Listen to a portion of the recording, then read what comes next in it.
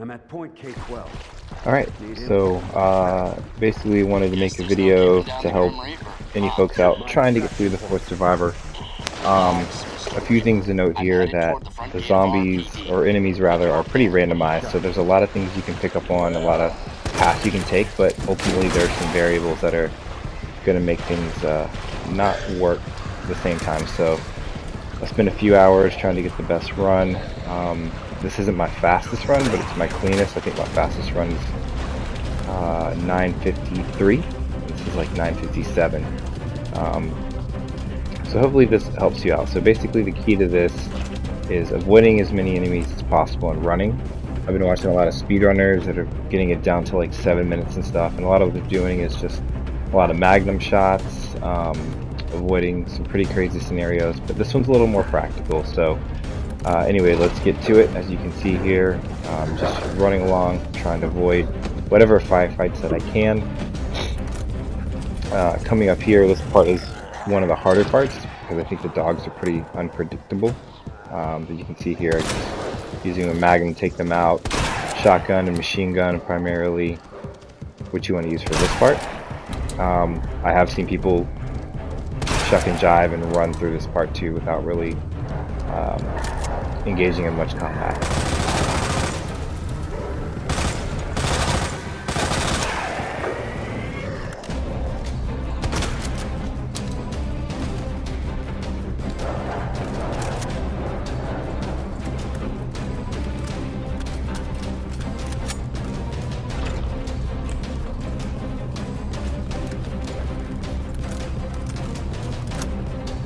So yeah, use those stairs, those long stretches to reload.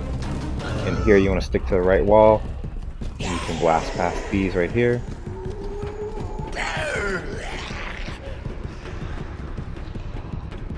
So coming up here are two of the sewer monsters.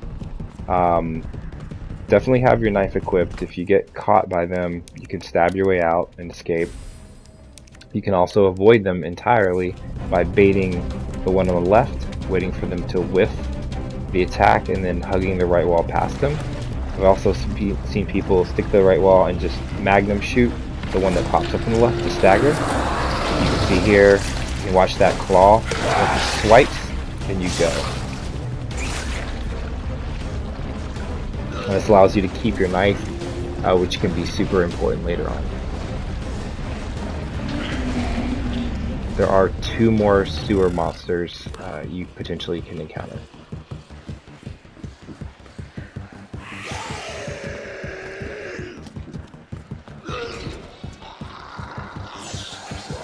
And if you notice, I did combine my ammo for shotguns. It's just really so I don't have to aim as much. But I have seen a lot of the speedrunners use magnums and just shoot body or leg shots to drop them quick. So I might give that a shot. Here, you want to run straight and cut left. You can actually avoid all those. Definitely takes practice.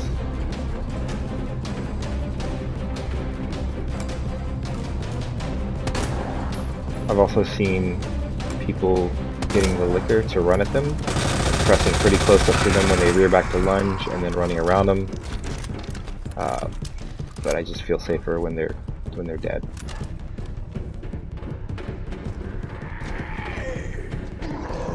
Zombies can't attack you while they're getting up, so keep that in mind.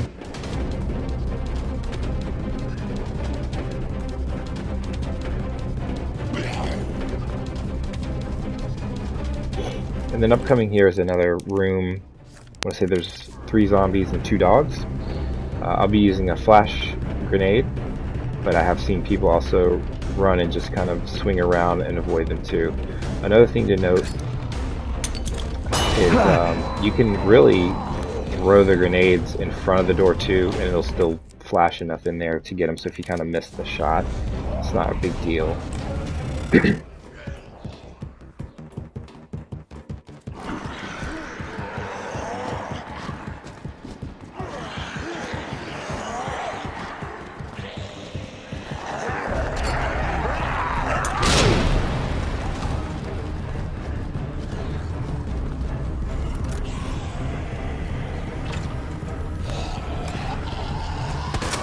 Tough part about this room too, there are a couple of dogs on the right that will come if you take too long, so that's why I just kind of disengaged and started booking. Oh, there's a dog.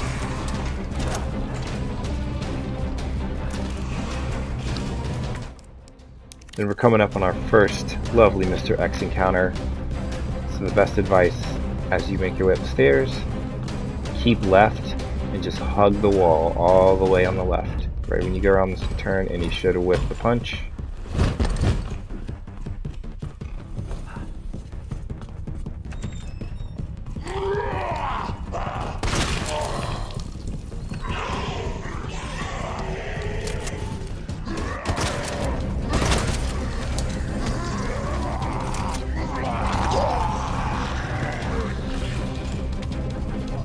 What the hell, Hunk? You're late for extraction. Gotta find another way out. Heads up. The guys at the top just ordered a full cleanup on Raccoon City, so move fast, or you can kiss your ass goodbye. And out this door is a liquor, so you'll see I'll walk slowly. That way they won't even really mess with me. And once you get to about this pillar on the right, that painting, you can start booking it because they won't follow you up the stairs. And then here's another X encounter. You can flash grenade them. I think what I probably should have done here is shot him in the face with a magnum with stagger. And unfortunately, I lose my knife here, but not a huge deal.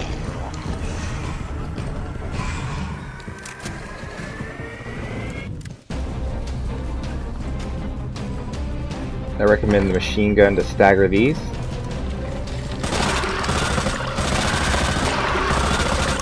And I did do a great job, and it cost me a grenade.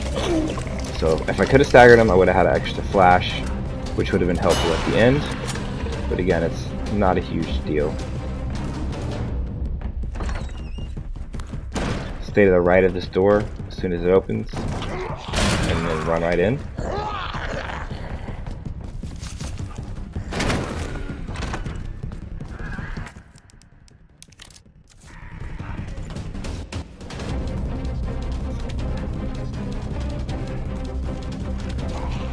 Coming up in this next room, there's about 4 or 5 zombies through that door. So I'll wait for the door to open to throw the grenade, but I've actually seen you can just throw the grenade at the door.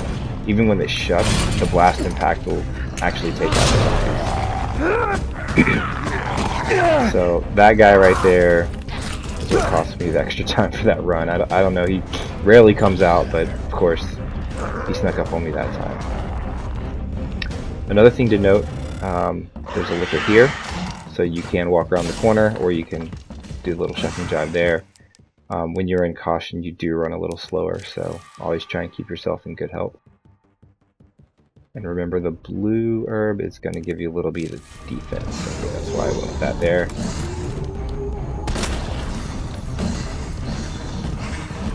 And here's the other sewer monster, so if you still have your knife, it's great to save you, but really, he's not that hard to get past. There's a liquor at the bottom of the stairs, so if you walk slow, so you get closer to that door, you usually just blast your way in. So. Damn it!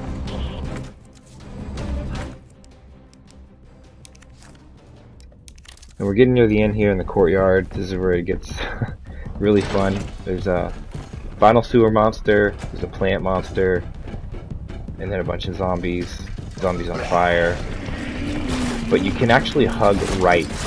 So ideally, if you run to the right of that sewer monster and stay along those hedges on the right, you can avoid a good bit of these folks. But if you get down to the end here, I absolutely recommend having at least a grenade.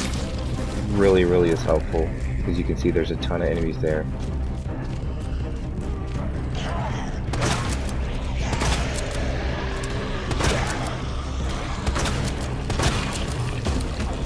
Right, we're getting to the end of the run here.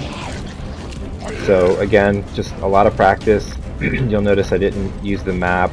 As you run, you'll pretty much memorize it. So, but if you do need to pull up the map or your inventory, it does stop the clock if you're going for time. So, you know, if you need to catch your breath, you know, compose yourself.